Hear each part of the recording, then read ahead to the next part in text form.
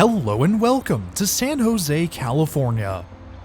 Today we're going behind the scenes with Caltrain, taking a tour of their centralized equipment maintenance and operations facility. Caltrain's Centralized Equipment Maintenance and Operations Facility, or CEMOF, opened on September 29th of 2007.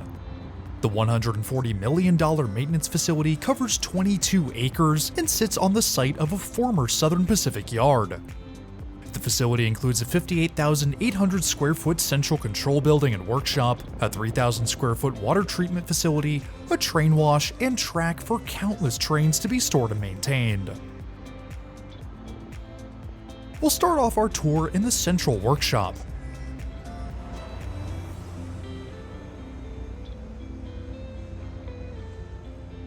Here, Caltrain can bring in individual cars and locomotives to be serviced, with trenches in the ground below to allow easy access to the underside of each train. Should car bodies need to be lifted, the workshop has a gantry crane capable of carrying up to 25 tons. One of the new Stadler trains has been pulled in on the far track, the crew in the foreground working to replace the gearboxes on two of the powered bogies.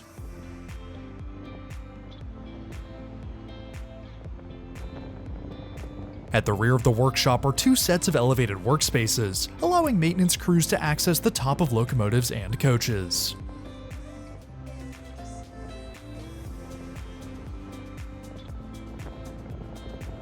The yard is where the real fun is, and that's where we'll spend the majority of our tour today.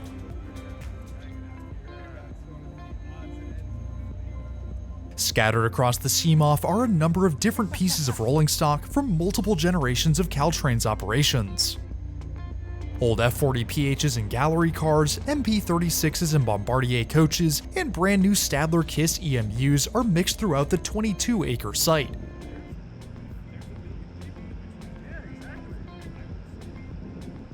You'll even find a few EMD shunters around. Before we take a look at the new, we'll start out with the old. This is Caltrain's track geometry car, a Budd SPV 2000 first owned and operated by the Federal Railroad Administration in 1981. A self-propelled diesel rail car, the SPV 2000s were built to follow the popular rail diesel car, but saw next to no success due to mechanical issues.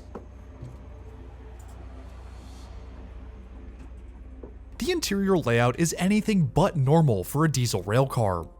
The car is mostly open space, with tables set up to hold testing equipment when the car is in service.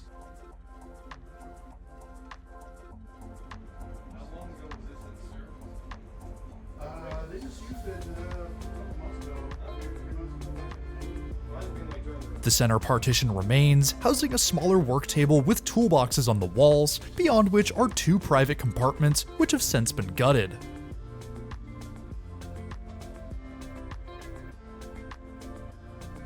A kitchen, bathroom, and a few tables finish out the car before we arrive at the cab. Although the diesel power has since been removed, the car still functions as a control car, the tri-windows of the front end evoking that classic Metroliner feel.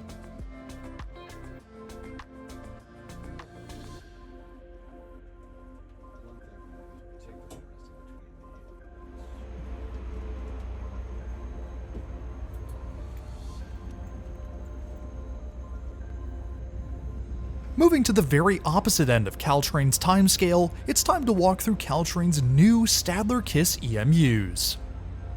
Electric multiple units, or EMUs, are permanently coupled electric train sets, which feature distributed power across multiple bogies. This distributed power allows for faster, smoother acceleration, reducing travel times without the need for increased top speeds. 23 of these 7-car trains were ordered by Caltrain, replacing their 93 Nippon Sharyo gallery cars and the majority of their 41 Bombardier bilevels. A popular suburban rail solution around the world, the double-deck Stadler Kiss provides unparalleled quality and comfort for passengers. Ascending the stairs, we enter Caltrain's new trains, our tour led by Caltrain's Public Information Officer Dan Lieberman. Stepping inside, we leave the past behind and finally enter the modern era. The trains are spacious, clean, and efficient with numerous passenger improvements over the previous generation. Dan is quick to turn our attention upwards to the array of holes in the ceiling. All of these holes are hooked up to the climate control system. Oh, cool. So rather than having one vent that dumps the AC in one place, you've got a nice even distribution. Look at that. The holes help spread the climate control across the car, which goes hand in hand with the overall improved climate control system. You'll notice as we walk through the train the many information screens. When in service, the screens display a host of passenger-oriented information and are paired with automatic announcements at each station. The train is connected by flexible gangways, which are separated either by a door or are entirely open. Also want to make sure you're noticing all the cameras we've got throughout the system. Yep. Passenger safety and security are top priorities on public transit. Caltrain enhanced their onboard security with strategically placed surveillance cameras, ensuring constant monitoring of passenger activities. Caltrain Stadler units operate in a standard 2x2, with a mix of airline style and table seats. The static layout includes about a 50-50 split of forward and rearward facing seats. That must have been A lot of people are going to be thinking this is the office before they get to the office. I would hope so. This office before the office mentality stems from Caltrain's hilariously fast Wi-Fi. When testing later in the day, I was able to see peaks of over 300 megabits per second and an average download speed of 242 megabits per second, which for a commuter train is crazy fast. The next car down is one of 2 bike cars on the new trains. Onward travel is essential to any rail network, and many Caltrain passengers opt to cover the last mile by bike. Caltrain supports the cycling culture by providing 2 dedicated bike cars, conveniently located in cars 3 and 6. If you want a full look at these new trains, then I recommend watching the in-depth video from San Jose to Millbrae. Links will be in the top right or in the description below. Up front, we find the new and improved cab of these Stadler trains. Stadler's Kiss EMUs feature a modern, spacious cab with digital displays that offer comprehensive data for drivers, from speed and voltage to car temperature and water levels. The ergonomic control layout ensures comfort and ease of use, improving overall driver experience and visibility. New trains also mean new horns, and if you ask really nicely, they'll let you do this.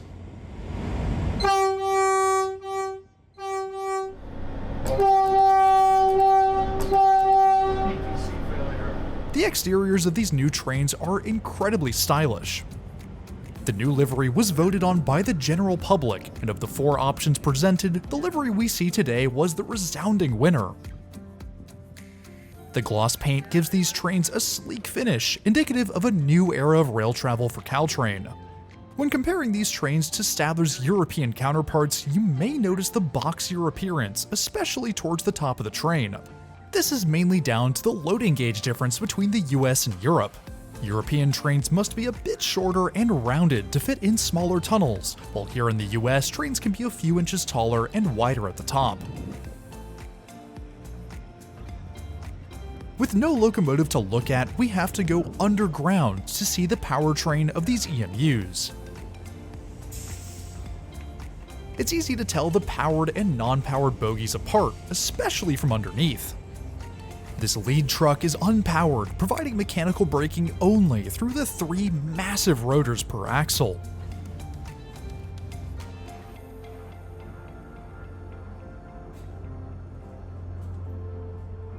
The powered bogies are easily discernible by their massive electric motors attached to each axle. Each motor provides a maximum of 586.7 horsepower and 9,075 pounds of tractive effort. With 8 powered trucks and 2 motors per truck, each EMU can produce 9,387 horsepower and a whopping 145,200 pounds of tractive effort.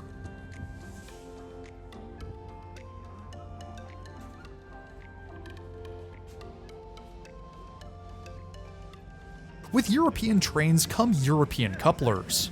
These Scharfenberg-type couplers are standard on many trains across Europe and include quick connection for train electronics across the top.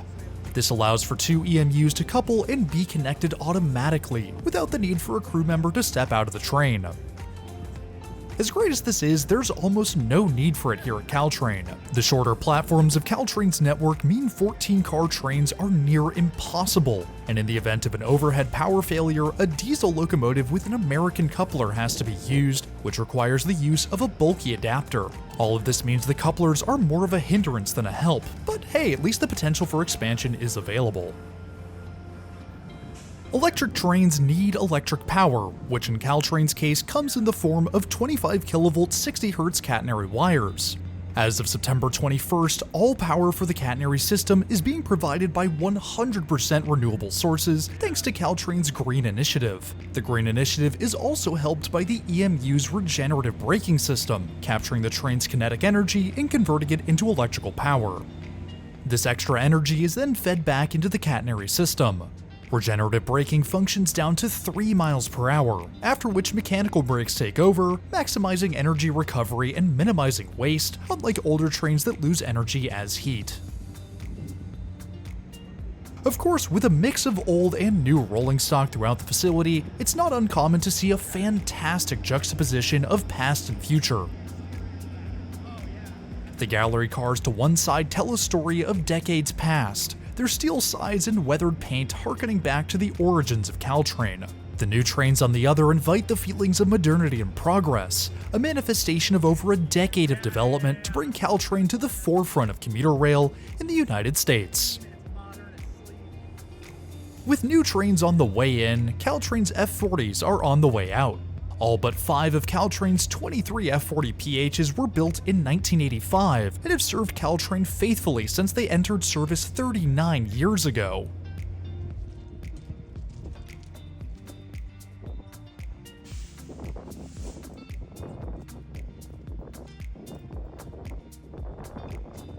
And this one is particularly special because unlike all other F40s, this one's a convertible. Now, of course, it's not actually a convertible. The AC unit above the cab has been removed for service, leaving this massive hole in the ceiling.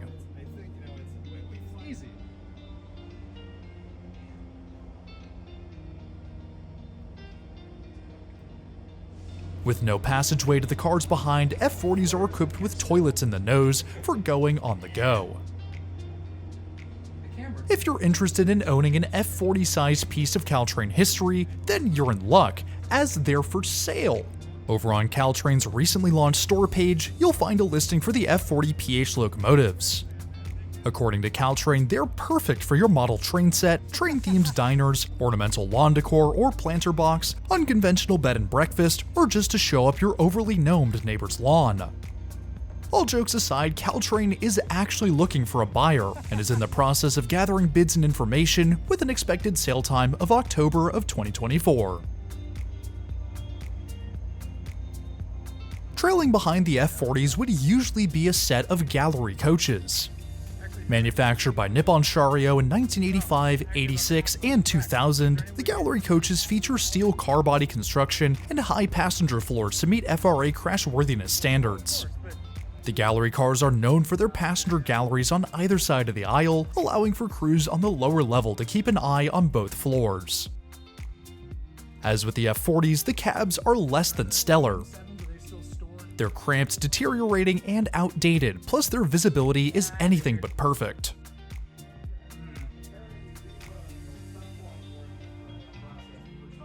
Compare that to the new cab of the EMUs, and you can see just how much of a step forward they are. As great as the yard is, the best way to see the scale of the operation is from above, which means it's time to head up to the roof.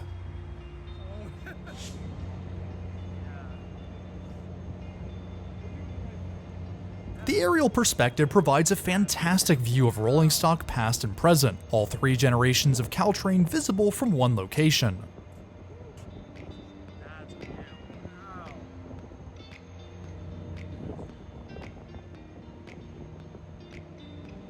On the side of the workshop is one of the many inspection bays. The terrain waiting here is being prepared for service, which includes refueling and refilling of water, cleaning of the interiors, and restocking of toilets, among other things. While speaking with Steve, our tour guide for today, he mentioned that one of the most difficult changes for the CEMOF was dealing with the sheer size of these EMUs.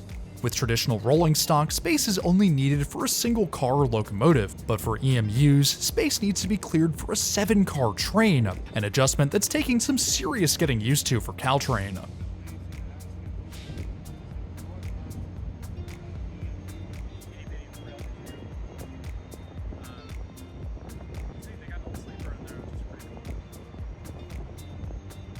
The rooftop of CEMOF offers a one-of-a-kind view of the corridor just north of San Jose Diridon.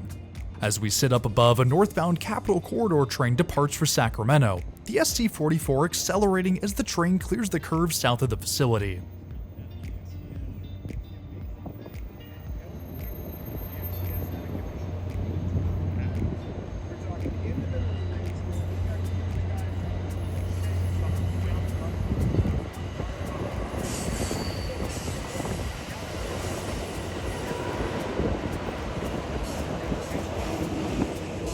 In pursuit of the Capital Corridor train is one of Caltrain's EMUs, the train set gliding effortlessly around the yard.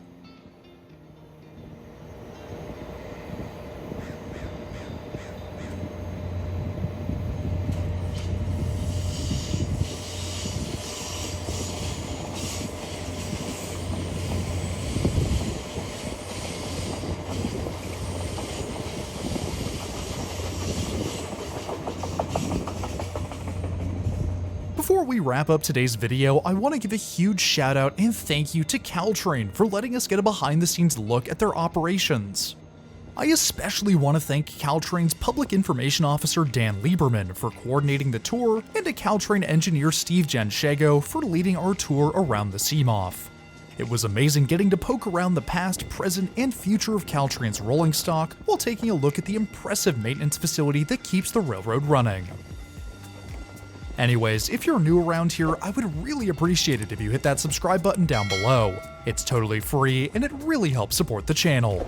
I want to give a huge shout out and thank you to my loyal patrons and members. Y'all are amazing and your incredible generosity is always greatly appreciated. If you too want your name in the video or just want to support the channel in more ways than one, then head on over to the links in the description below. But anyways, that's all I have for today. Thanks for riding with me, and I'll see you in the next one.